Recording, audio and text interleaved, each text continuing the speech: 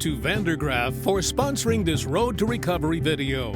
Visit their website to learn how the Grizzly Drive drum motor increases the reliability and reduces the cost of ownership of conveyor systems.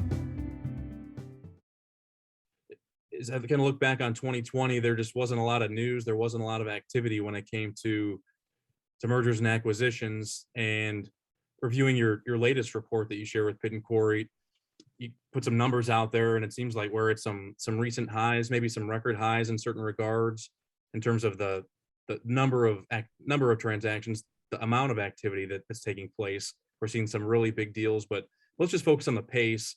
I mean, what is it you guys are seeing right now? I mean, is this record territory in terms of activity? And maybe you can break it down each for us, George and Rob.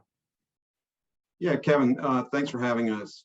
I think we start at the beginning of 2020.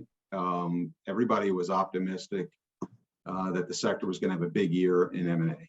A lot of people were expecting infrastructure spending, and so the expectation was very, very high.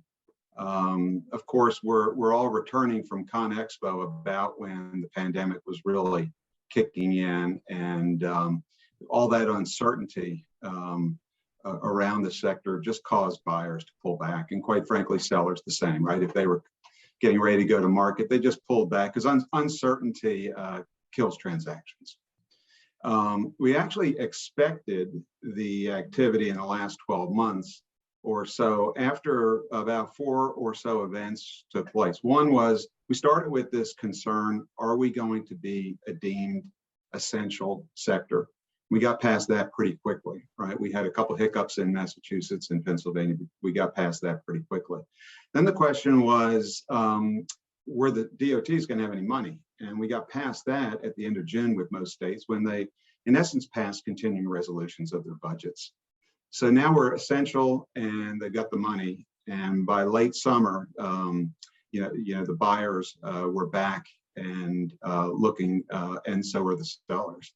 The other pleasant surprise there that not many, I think, saw was residential construction really picked up in response to the pandemic, the flight from urban to suburban, the need for larger homes to accommodate the at-home work and having kids out of school and whatnot. And then, of course, the election brought great optimism for more infrastructure spending sooner. So I think we saw the frenzy that we have right now coming, and it was supported by the activity late in 20 and into 21.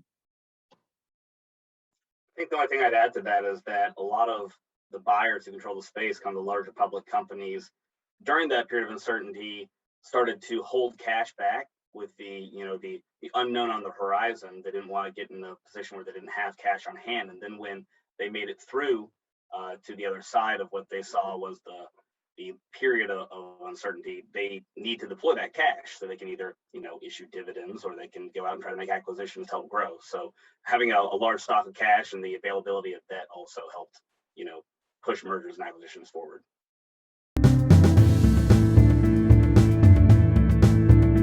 Thank you to Vandergraaf for sponsoring this Road to Recovery video.